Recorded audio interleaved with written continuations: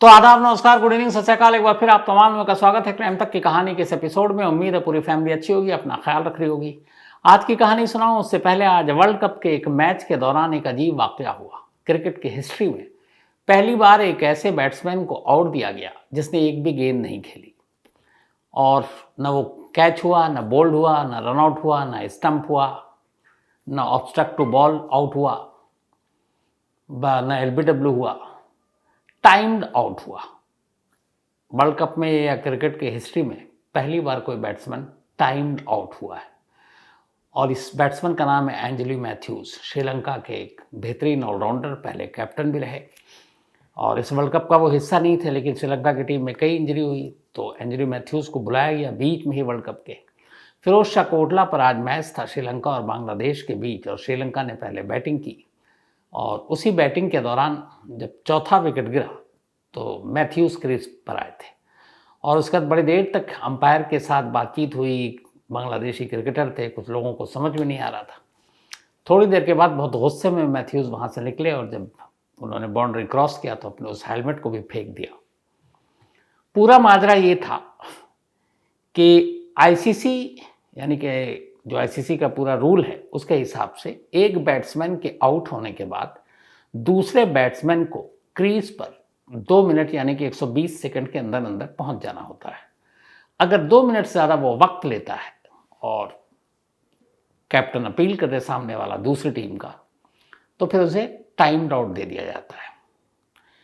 अब यहाँ पर एंजेलो मैथ्यूज 2 मिनट बाद नहीं आए, वो तो जैसे ही बैट्समैन आउट हुआ वो मैदान के अंदर दाखिल हो गए और बाकायदा क्रीज पर भी पहुंच गए, पिच पर भी पहुंच चुके थे, लेकिन स्ट्राइक नहीं लिया। उसकी वजह ये थी कि जो हेलमेट लेकर आए थे वो हेलमेट कुछ प्रॉब्लम थी उसमें टेक्निकल, तो उन्होंने दूसरा हेलमेट मंगवाया और उस हेलमेट को फिर ठीक कर रहे थे। इस दौरान में करीब 3 मिनट पार कर गया, 2 मिनट से ज़्यादा। और बांग्लादेश के जो कैप्टन शाकिब अल हसन, शायद उन्होंने अंपायर से बात की और अपील कर दी, और उसके बाद अंपायर ने रूल बुक देखा और उसके बाद एंजेलो मैथ्यूज को टाइम आउट करार दे दिया। तो एक ऐसा बैट्समैन जो ग्राउंड के अंदर दाखिल हो चुका है, क्रीज तक पहुंच चुका है, लेकिन वो बॉल खेलने के लिए तैयार नहीं है हेलमेट की वजह से, और वो टाइम आउट हो गया। अब 2 चीज़ें इसमें, रूल के हिसाब से जाए, रूल बुक के हिसाब से तो एंजेलो मैथ्यूज आउट है, लेकिन अगर क्रिकेट के इंटरेस्ट और फिर आप खेल भावना के हिसाब से चले, और ये जेंटलमैन गेम कहा जाता है, तो फिर बहुत से लोगों का यही मानना है और मेरा भी मानना है कि अगर शाकिब अल हसन ने ये अपील की तो नहीं करना चाहिए, और अगर अंपायर ने आउट दे दिया तो उन्हें वापस बुला देना चाहिए। ऐसा कई बार हमने क्रिकेट के मैदान में देखा है कि बॉलर जब बॉल करता है और बैट्समैन क्रीज छोड़ देता है और स्टंप कर देते हैं, अपील कर देते हैं, तो उसके बाद कई कैप्टन ने वापस बुलाया, हालांकि वो आउट है, क्योंकि अगर बॉलर बॉल फेंक रहा और उससे पहले आपने क्रीज छोड़ दिया तो बॉलर चाहे तो आपको स्टंप गिराकर आउट कर सकता है।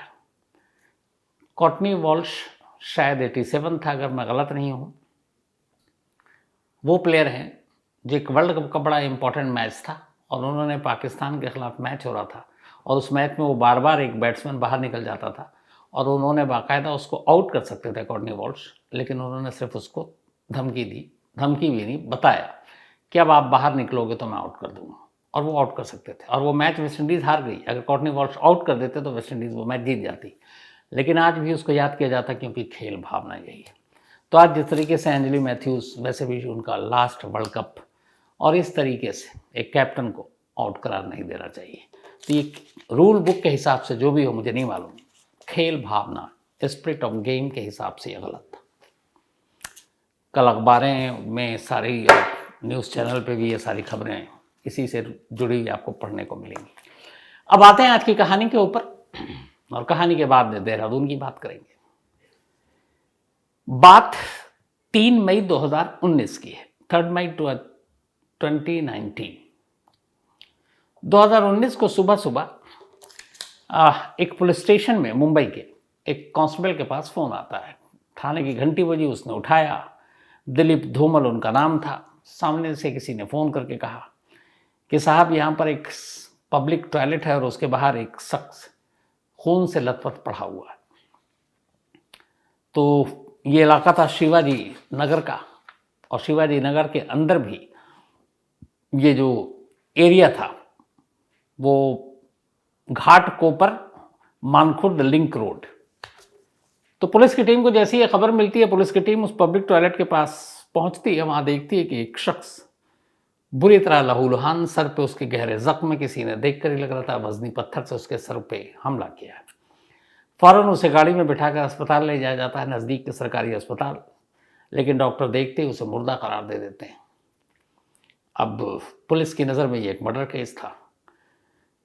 उस लाश में जो कपड़े थे उसकी तलाशी ली गई, लेकिन कोई ऐसी उसके बारे में जानकारी नहीं मिल पाई। सब कुछ पैंट की जेबें खाली, शर्ट खाली, कोई ऐसा क्लू नहीं जिससे उसकी शिनाख्त हो सके। अब पुलिस वापस मौके पर पहुंचती है और जिस पब्लिक टॉयलेट के पास ये लाश मिली थी वहाँ पता करती है कि कौन कौन, और ये सुबह सुबह का वक्त था, करीब 6:30 बजे थे। तो पुलिस आसपास में पता करती है तो पता चलता है कि इस पब्लिक टॉयलेट के करीब ही एक पार्किंग का एरिया है और उस पार्किंग एरिया में एक मुलाजिम है जो काम करता है, नाइट ड्यूटी उसकी थी। पुलिस उसके पास पहुंचती है इस उम्मीद से कि कुछ बताएगा। उम्मीद से ज़्यादा बढ़कर पुलिस को पता चला कि ये तो चश्मदीद है। उसने बताया कि साहब सुबह करीब 5 बजे का वक्त था और मैं चूँकि ड्यूटी पे था पार्किंग के, तो मैं टहल रहा था। सुबह सुबह इतना काम होता नहीं। तभी मैंने देखा कि 2 शख्स एक आदमी से लड़ रहे हैं और उन दोनों में से एक ने एक को थप्पड़ मारा। फिर मैंने देखा कि उसने भी हाथापाई करने की, अपने आप को बचाने की कोशिश की। तभी उन्होंने वज़नी पत्थर से उसके सर पे मारा ज़ोर से और फिर उसके जेब से उन्होंने पर्स वर्स सब निकाले और भाग गए दौड़कर। बोला मैं दूर से देख रहा था और मैं डर भी गया, वो 2 थे, मैं अकेला, तो मैं बीच बचाव भी नहीं कर सकता था। लेकिन जब वो भाग गए तो फिर मैं वहाँ पहुँचा तो देखा कि मैंने ये तो जान नहीं है इसके अंदर, जब मर चुका है। तब मैंने आपको कॉल किया। अब उस विटनेस से ये पता चल गया कि 2 लोग थे। पुलिस ने आसपास के इलाके को खंगाला, 2019 की बात है ये। तो ये पता चला कि बहुत सारे ऐसे नशेड़ी और ये सारे लोग उस एरिया में घूमते हैं। तो तफ्तीश करते करते पुलिस के अपने मुखबिरों से पता चला कि 2 लोग उस एरिया में उस रात घूम रहे थे और उन दोनों, एक का नाम इसमें था शफीउल्ला कुरैशी और दूसरे का नाम नियाज अहमद चौधरी उर्फ गांजा। तो इन दोनों की उम्र यही कोई 20, 22, 23 साल रही होगी। दोनों को जब पुलिस ने पकड़ा तो उन्होंने कहा हमने इसके पैसे वैसे जेब से निकाले थे और वो हमसे लड़ पड़ा, हमें लूटने नहीं दे रहा था, तो हमने उसको पत्थर से मार डाला। पुलिस ने पूरी पूछताछ कर ली, पता इनकी कोई दुश्मनी नहीं है। पता चला ये सिर्फ एक लूटपाट का वाकया था। वो लूट रहे थे और वो विरोध कर रहा था, उसी चक्कर में मर गया। अब यहाँ से ये केस एक अजीब रुख लेती है। मतलब आमतौर पे कत्ल के केस में ये होता है कि पुलिस को लाश मिलती है, फिर कातिल को ढूंढा जाता है और उसके बाद उठाकर चार्जशीट तैयार होती है, अदालत में केस पहुंच जाता है। यहाँ पुलिस के पास लाश भी है, यहाँ पुलिस के पास दोनों कातिल भी हैं, कत्ल की वजह भी है। लेकिन सबसे इंपॉर्टेंट चीज़ नहीं है और वो ये कि कत्ल जिसका हुआ वो कौन है। अब जब दोनों कातिल से पूछा गया कि तुम ये बताओ कि ये कौन है जिसको मारा, तो उसने कहा साहब हमें तो कुछ पता नहीं, हम तो नशे में इधर से गुजर रहे थे, ये मिल गया, हमने कहा इससे कुछ लूट लेते हैं और उसी लूटपाट के दौरान हाथापाई में वो हमसे मारा गया, तो हम उसे नहीं जानते। अच्छा, पुलिस ने उसको हर तरीके से दोनों को खंगाल लिया। पता चला कि वाकई वो दोनों सच बोल रहे हैं, नहीं जानते। अब पुलिस के पास कोई ऐसा क्लू नहीं जिससे वो उस मरने वाले शख्स की जानकारी निकाल सके कि ये है कौन। अब कपड़े वपड़े के अंदर कुछ था नहीं। पुलिस ने फोटो वोटो खींचा, उसके बाद तभी बॉडी पे जब नज़र गई तो पुलिस ने देखा कि उसकी एक उंगली पर एक स्याही के निशान है और वो निशान ठीक वैसे ही होते हैं जैसे हम लोग इलेक्शन के दौरान वोट डालते हैं तो दोबारा वोट न देने चले जाएं तो वो स्याही लगाई जाती है उंगली पर। बहुत सारे लोग ऐसे फ़ोटो भी खिंचाते हैं। हालांकि एक दौर में ये था कि स्याही का भी तोड़ था, आज भी है, कि आपको स्याही लगा दी गई, उसके बाद आप उसको बाहर आकर मिटा दीजिए, फिर दोबारा आप वोट दे आइए। हालांकि थोड़ा सा मुश्किल है शहरों में अब आधार वाधार, लेकिन अभी भी जुगाड़ हो जाता है। तो खैर वो स्याही के निशान थे और पुलिस को ये लगा कि शख्स वोट दिया अभी। अच्छा, ये बात 3 मई की है और इससे ठीक कुछ दिन पहले अप्रैल में चुनाव था और पूरे देश में इलेक्शन था, और वो इलेक्शन था 2020 बल्कि 2019 का लोकसभा का चुनाव, क्योंकि 14 का हुआ, फिर 19 का हुआ, अब अगले साल 24 का होना है। तो 2019 में लोकसभा का चुनाव हो रहा था। तो पूरे देश के साथ साथ मुंबई में भी ये चुनाव हुआ। अब पुलिस को ये अंदाज़ा हो गया कि ये बंदा यहाँ पर था, इसका मतलब है आसपास का कहीं का होगा, और यहीं कहीं इसने वोट भी दिया होगा। खैर, पुलिस ने उसकी तस्वीर, उस फिरली पोस्टर बनाए, और पूरे इलाके में, ये शिवाजी नगर के आसपास का जितना इलाका है, या फिर घाटकोपर का एरिया हुआ, या फिर माखुर्द लिंक रोड का एरिया हुआ, वहाँ सारी तस्वीरें चिपका दी। लोकल जो मराठी न्यूज़ चैनल और लोकल चैनल थे उसमें भी उसकी ये फ़ोटो वोटो सब डाल दी। लेकिन कई दिन बीत गए, पुलिस को कोई कामयाबी नहीं मिली, कोई भी आगे नहीं आया जो इस शख्स को पहचानता हो। अब पुलिस को लगा कि क्या करें, कैसे इसको ढूंढें। अच्छा, उंगली पे निशान पे वो तो था आपका वोटर मार्क, यानी कि उसने वोट डाला, लेकिन ये भी पता नहीं था कि उसने वोट डाला कहाँ। मुंबई में डाला, मुंबई के बाहर डाला, महाराष्ट्र में डाला, महाराष्ट्र के बाहर कहीं डाला। इस वोटर मार्क के अलावा उस शख्स के बॉडी पे दो और चीज़ें थी। एक, उसके बॉडी पे लिखा हुआ था, उसने गुदवा रखा था बी, और दूसरा था के, बी एंड के कैपिटल। अब पुलिस को लगा कि ये दोनों उसके नाम के भी होंगे, तो बी और के नाम से भी पता करना शुरू किया। कोई जानकारी नहीं मिली, कोई फ़ायदा नहीं। तो ना स्याही काम आ रहा है, ना ये बी के काम आ रहा है। अब अजीब उलझन ये है कि पुलिस के पास लाश भी है, कातिल भी है, लेकिन जो मरा है उसकी असलियत नहीं पता। उसके घर वाले, उसका कोई रिश्तेदार, दोस्त, जानकार कैसे मिले। तब जब ये मसला आला पुलिस अफसरों तक पहुंचा तो उन्होंने कहा ये बड़ा ही अजीब और विचित्र सा केस है, लेकिन सुलझाना तो है, क्योंकि आगे चलकर कोर्ट में भी जब ये जाएगा तो जो मरा है कम से कम उसकी तरफ से जो लोग हैं, परिवार और ये लोग, वो भी तो आगे आएंगे केस के दौरान में। तो कैसे ढूंढा जाए। तो बीके का वो डाला, फोटो डाला, कोई कामयाबी नहीं मिली। टैटू जो गोते हैं उससे पूरे आसपास की शिवाजी नगर के टैटू आर्टिस्ट से बात हुई कि भाई कौन गुदवा सकता है। जितने भी मिले दर्जनों, उन्होंने कहा नहीं, हमने नहीं किया, ये हमारे हाथ का नहीं है। तो अब हर तरफ से हार कर पुलिस को लगा कि यार अब एक ही चीज़ बची है, और वो है ये वोट डालने वाला निशान, यानी उसकी उंगली पर स्याही के मार्क। अब पुलिस ने कहा कि ढूंढना तो है, तो लगो भाई। तो सबसे पहले कहाँ, अब चूंकि ये जिस एरिया में इसकी लाश मिली थी, तो सबसे पहले घाटकोपर और उसके इर्द गिर्द का ही ढूंढा जाए। तो पुलिस ने कहा चलो अलग अलग टीमें बनाई गई, और कहा गया कि इस पूरे घाटकोपर या फिर शिवाजी नगर और मानखुर्द लिंक रोड, यहाँ पे जितने भी वोटर थे जिन्होंने वोट डाले, उनकी लिस्ट निकालो। अब लिस्ट निकाली गई लाखों में, वोटर भी तो अच्छे खासे होते हैं। तो उसमें से बहुत सारे ऐसे थे, क्योंकि एक तो ये पता चला था कि ये मुस्लिम नहीं है बॉडी से, तो बहुत सारे जो मुस्लिम नाम थे वोटर लिस्ट में, वो हटा दिए गए। अब नॉन मुस्लिम बचे, उनमें से अब चेक करना शुरू किया तो 3 लाख तक आते आते रुके। फिर 3 लाख के बाद अब ये है कि इसमें से कौन हो सकता है। तो पुलिस ने ये तुक्का लगाया कि बी और के है, तो इसका या तो नाम बी के से होगा कोई शुरुआत का, या फिर के बी से होगा। उल्टा भी करके देखा, उन्होंने कहा वोटर लिस्ट भी निकालो, बी और के या के और बी के नाम से कितने लोग हैं।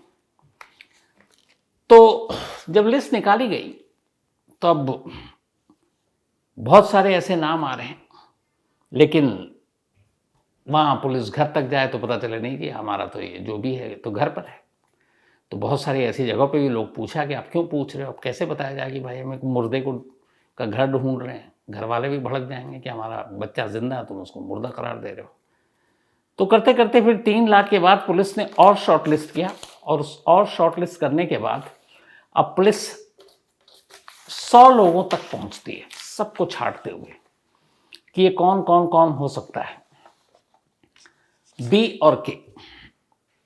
तो उन्होंने पूरा बी और के दोनों के नाम से इन्होंने कर रखा था। तो 100 लोगों पर जब पुलिस की टीम आई तो उन 100 लोगों के अब एक एक के घर जाना शुरू किया, जिनके नाम बी और के या के और बी से था। तो एक तो बी और डब्लू बानखेड़े, कई लोग बी से बानखेड़े लिखते हैं वहाँ पे, तो एक यहाँ पे पुलिस के सामने ये भी उलझन थी। और के से पुलिस ने बहुत सारे नाम बताए, तो लेकिन उसमें एक किरण भी नाम रखा। तो पुलिस ने कहा कि हो सकता है ये बानखेड़े हो और वानखेड़े की जगह बी से लिखा हो। तो ऐसे करते करते 100 लोगों की जब लिस्ट तैयार हुई और आखिर में उन 100 लोगों के घर अलग अलग पुलिस की टीम को भेजने का फैसला लिया गया, तो कई घर होते होते अब भी लग रहा था कि पुलिस को कोई उम्मीद नज़र नहीं आ रही थी। अब कुछ ही घर बचे थे 100 में से भी, 70-80 पार हो चुके थे। सभी के घर में या तो किसी घर में इस उम्र का कोई मर्द नहीं था, लड़के नहीं थे, या फिर वो घर पर ही थे, सही सलामत थे। तभी पुलिस की टीम एक रोज़ एक घर पहुंचती है और वहाँ एक लेडी थी। पुलिस उससे जाती है। अच्छा, पुलिस के पास वो तस्वीर भी थी लाश की, चेहरा तो उसमें ठीक ठाक थोड़ा था ही था, तो पोस्टर वाली तस्वीर भी थी। तो पुलिस एक घर में पहुंचती है। जब वो उस घर में पहुंचती है तो वो लेडी से पूछती है कि आपका कोई बेटा, कोई पति? तो कहती है हाँ जी, हमारा एक बेटा है, उसका नाम है किरण वानखेड़े, KW। तो उसने कहा ब्लॉक कहाँ है? तो उसने कहा साहब वो करीब 20-25 दिन से गायब है। तो पुलिस ने कहा पहले भी गायब होता? उसने कहा नहीं। उसने कहा कि अब इधर हुआ है, मतलब पहली बार इतने दिनों से घर नहीं आया। फिर पुलिस ने तस्वीर दिखाई। जैसे ही तस्वीर दिखाई उस लेडी ने पहचान लिया। अब वो चूंकि तस्वीर ऐसी थी कि उसमें आंखें बंद, ये तो पता चल जाएगा ये लाश की तस्वीर है। वो बेचारी रोने लगी धाड़े मारकर। उसने कहा ये तो मेरा बेटा किरण है। तब पुलिस ने उससे फिर पूछा कि आपके बेटे का नाम किरण वानखेड़े है? तो उसने कहा नहीं, हमारा वानखेड़े नहीं है, न बानखेड़े है, वो किरण कुछ और नाम बताया। तो उसने कहा लेकिन उसने हाथ पे अपने ये बी और के गुदवा रखा, तो इसका क्या मतलब हुआ? तो उसने कहा असल में किरण इसका नाम है और इसकी एक गर्लफ्रेंड है जिसका नाम बी से शुरू होता है। तो ये उसकी दोस्त, उसकी गर्लफ्रेंड का नाम था बी, जो उसने अपने नाम के साथ गुदवा रखा था हाथ पे। और इस कन्फ्यूज़न में पुलिस बहुत दिनों तक परेशान रही कि के और बी उसका फुल फॉर्म है क्या है। लेकिन उस लेडी तक पहुंचने के बाद फिर ये कहानी खुली कि उसका नाम किरण वानखेड़े है और वो बी असल में उसकी गर्लफ्रेंड का नाम था। खैर, इसके बाद अब पुलिस इस केस को तैयार करती है, चार्जशीट तैयार करती है, सारी फॉरेंसिक एविडेंस और ये, क्योंकि इसमें कुछ नहीं था। उसके बाद ये मामला सेशन कोर्ट में जाता है। उधर से वकील दोनों के आते हैं, 2020 में कहते हैं कि ये कहानी पे खड़ा किया गया केस, इसलिए हमारे मुवक्किल को ज़मानत दे दें। लेकिन एक पार्किंग वाला विटनेस और फिर ये सारी चीज़ें जो एक एक करके सबूत जुटाए गए। फिर पुलिस ने उस रात के जो इलेक्ट्रॉनिक एविडेंस थे वो जुटाए, वो दोनों मौके पर थे। तो उन सारी चीज़ों को करके लोअर कोर्ट ने उनको बेल देने से मना कर दिया। उन्होंने बॉम्बे हाई कोर्ट पहुँचे, बॉम्बे हाई कोर्ट ने भी बेल देने से मना कर दिया। और आज की कहानी ये है कि आज भी ये दोनों जेल में हैं। 19 का ये केस है, 4 साल हो चुके हैं, लेकिन अभी लोअर कोर्ट यानी सेशन कोर्ट का फैसला नहीं आया और इस फैसले के बाद फिर हाई कोर्ट हो जाएंगे। तो 4 साल हो चुके हैं, लेकिन पुलिस ने ऐसा पुख्ता केस खड़ा किया कि अभी भी दोनों जेल के अंदर हैं बिना बेल के, इन्हें ज़मानत नहीं मिली। तो ये थी आज की कहानी, और कहानी ख़त्म करके बर्थडे का सिलसिला शुरू करूँ, उसके बाद आपको देहरादून की कहानी। तो आज मोहम्मद दानिश, इनका बर्थडे है, हैप्पी बर्थडे दानिश। और ये भेजा है शान ने। साथ ही कमाल है योगेश पाटिल भाई, आपका 2-3 मेल इन्होंने मुझे कर दिया है, आप लोग भी सुनिए। पुणे से हैं ये, और बार बार इन्होंने लिखा कि सर आज हमारी वाइफ का बर्थडे है। अब या तो ज़्यादा खुशी में, जोश में, या और वजह मुझे नहीं मालूम, तीसरी बीवी का नाम ही नहीं लिखा इन्होंने। तो योगेश पाटिल भाई, आपकी वाइफ को जन्मदिन बहुत बहुत बधाई, उनको मुबारक। और आगे ये गलती मत कीजिएगा, जब इतने मेल कर रहे हैं तो एक नाम भी भेज देते आप, लेकिन कोई बात नहीं, पूरी क्राइम तक फैमिली की मेंबर की तरफ से योगेश पाटिल जी की वाइफ को जन्मदिन की बहुत बहुत शुभकामनाएं, बधाई। सिया, इनका भी आज जन्मदिन है, तो हैप्पी बर्थडे सिया। और ये कल्पना और अल्पेश उनकी बिटिया हैं। कपिल करपारन, इनका भी आज बर्थडे है, तो हैप्पी बर्थडे कपिल। और ये भेजा है चंचल शॉ ने दुबई से। मोहम्मद अजमल का भी जन्मदिन है, तो हैप्पी बर्थडे मोहम्मद अजमल। इसके अलावा ईशान मौर्य, इनका भी आज बर्थडे है। ईशान मौर्य, हमारी टीम में एक सुनील मौर्य हैं, उनके बेटे हैं, और इसीलिए आज सुनील मौर्य ने छुट्टी भी मार ली है। तो कोई बात नहीं, हैप्पी बर्थडे ईशान बेटा, हमेशा अच्छे रहो, खुश रहो, खूब तरक्की करो। आरती परमार, इनका भी आज बर्थडे है, तो हैप्पी बर्थडे आरती। और राहुल आंजना ने भेजा है ये। हर्षित, इनका भी आज बर्थडे है, तो हैप्पी बर्थडे हर्षित। और ये भेजा है कविता ने। इसके अलावा गजराज सिंह टोंगर, इनका भी आज जन्मदिन है, तो हैप्पी बर्थडे गजराज जी। और ये राहुल टोंगर के जो बेटे हैं, सॉरी माफ़ कीजिएगा, दिल से माफ़ी, राहुल टोंगर के पिताजी हैं ये। ललित जी वर्मा, इनका भी आज बर्थडे है, तो हैप्पी बर्थडे ललित जी। और ये महिमा के हस्बैंड हैं, और बिलेटेड हैप्पी बर्थडे आपको ललित जी। इसके अलावा नील कमल यादव को भी बिलेटेड हैप्पी बर्थडे। साथ ही आज रिथिशा इलिया, ये मॉरिशस से हैं और इनकी एनिवर्सरी है, तो हैप्पी, बहुत बहुत बधाई, कांग्रेट्स रितिशा। और ये भेजा है समर राणा ने, इनके दोस्त हैं। यहाँ पे भी ये उनके हस्बैंड का नाम शायद भूल कर गए। रिजवान अंसारी एब्सेंट था 2-3 दिन, अभी आपको बता ही दूंगा मैं, सॉरी उसके लिए, लेकिन कई बार कई चीज़ें हो जाती हैं। जेसी पंडोत्रा, बल्कि जेसी बंदोत्रा, थैंक यू सो मच बंदोत्रा साहब, और पक्का आपसे बात मुलाकात दोनों होगी। इसके अलावा Srijan Dixit, thank you so much, और सृजन पक्का मुलाकात होगी। बाकी फ्राइडे सैटरडे संडे, मैंने आपको फ्राइडे को बताया ही था, देहरादून में अपने किस्म का पहला क्राइम लिटरेचर फेस्टिवल था, देहरादून के वेलम स्कूल में। और मैं वहाँ था, एक सेशन भी था जो उत्तराखंड के डीजीपी हैं अशोक कुमार जी, इसके अलावा एक्स डीजीपी आलोक लाल जी, और बड़ा अच्छा सेशन रहा, बहुत अच्छे वहाँ। सबसे अच्छा लगा मुझे ये कि जब मैंने उस दिन फ्राइडे को अनाउंस किया था, तो बहुत सारे क्राइम तक फैमिली मेम्बर ने इस बात को सुना, और इतनी तादाद में वो वहाँ पर आ गए थे उस फंक्शन से पहले, फंक्शन के बाद भी मिलने के लिए, कि मैं बहुत इमोशनल हो गया।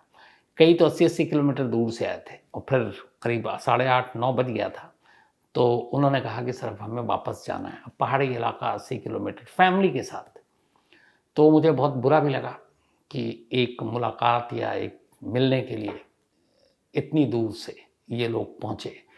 लेकिन यही प्यार है जो मुझे लगता है कि मुझे ताकत भी देती है, और लगता है कि फिर आप लोगों को यूं ही कहानियाँ सुनाता रहूँ।